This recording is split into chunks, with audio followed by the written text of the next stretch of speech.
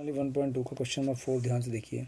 सिद्ध कीजिए कि हमें सिद्ध करना है एफ एक्स बराबर मॉड एक्स, यानी कि हमें ये मॉडुलस फंक्शन दिया है, मापांक फलन दिया है, द्वारा प्रदत्त मापांक फलन। कौन सा फलन दिया है? मापांक मॉडुलस फंक्शन दिया है।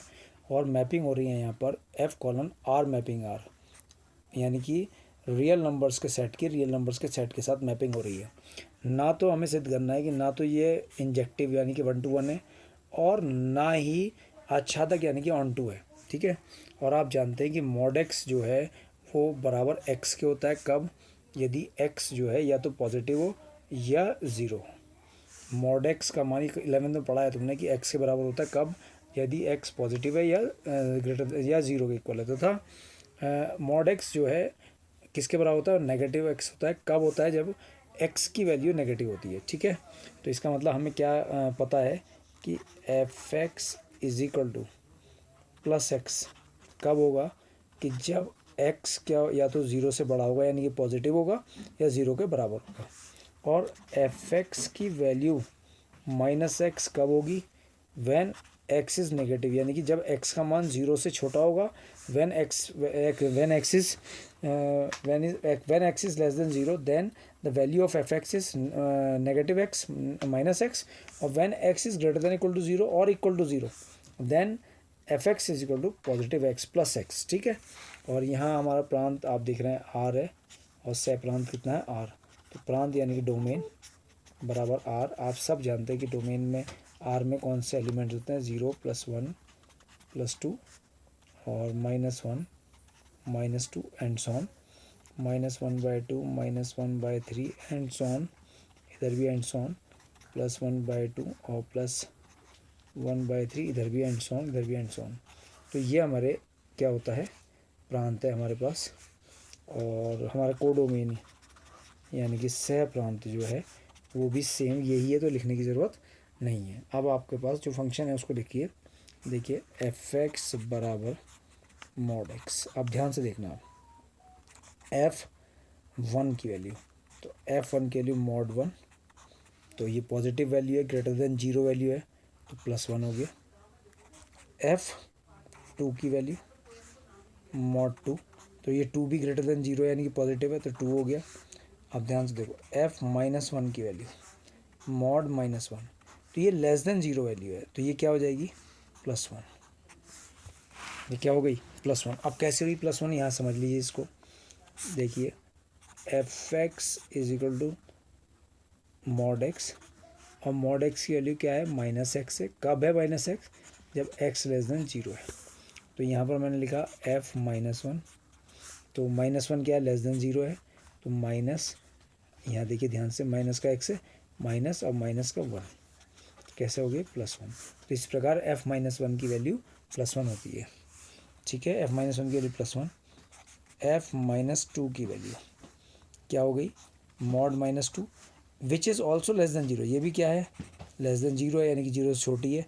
इसकी वैल्यू भी क्या हो गई? +2 हो गई, क्योंकि इसी वाला फॉर्मूला -x में रखना पड़ेगा। x की जगह -2, जब -2 रखें तो माइनस माइनस प्लस का 2 हो जाएगा।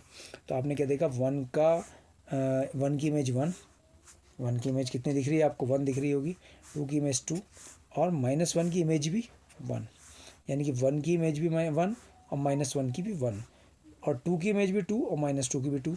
तो इस प्रकार F3, अगर हम 3 की इमेज निकालें तो 3 मॉड 3 की वैल्यू 3, और अगर -3 की इमेज निकालें तो मॉड -3 की इमेज भी क्या हो जाएगी? +3। तो आपने क्या देखा कि 1 की प्रतिबिंब भी 1, और -1 का प्रतिबिंब यानी कि इमेज भी 1, 2 का -2 की प्रतिबिंब भी 2, और 2 का प्रतिबिंब भी 2, 3 की इमेज भी 3 और -3 की भी 3। तो ये क्या हमें क्या बता रहा है? बिकॉज क्योंकि प्रांत मतलब डोमेन के एक से अधिक अवयवों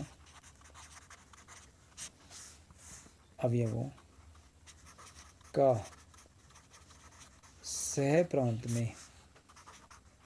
में एक ही अवयव प्रतिबिंब है, एक ही अवयव प्रतिबिंब है, एक ही अवयव प्रतिबिंब है। कहने का मतलब है F1 की वैल्यू भी 1 है, F1 का प्रतिबिंब 1 है और F-1 का प्रतिबिंब भी 1 है, इसलिए फलन F एकेकी यानी इंजेक्टिव नहीं है, इसलिए फलन F एकेकी नहीं है।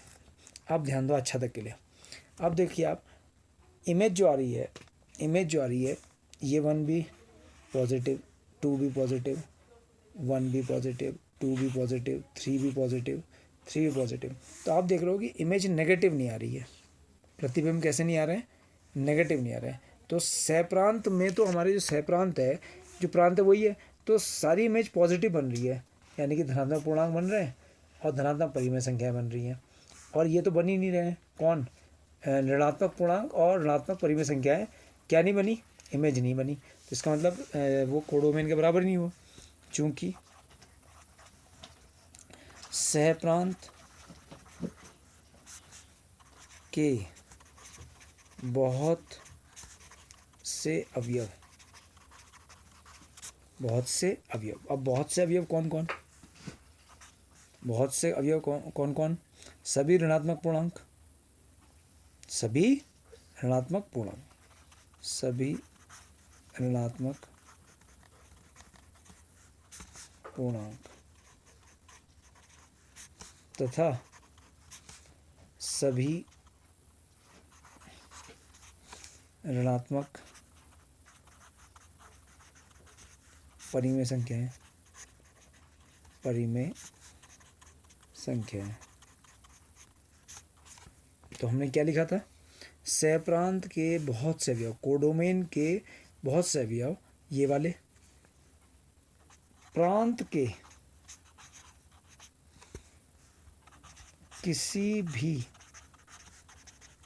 अवयव के प्रतिबिंब नहीं है, प्रांत के किसी भी अवयव के प्रतिबिंब नहीं है, इसलिए जो रेंज है वो कोडोमेन के इक्वल तो हुई नहीं, बराबर ही नहीं है, इसलिए फलन F आच्छादक नहीं है, फलन F आच्छादक नहीं है। क्लियर हो गया आपको क्वेश्चन, अच्छे से आ गया होगा।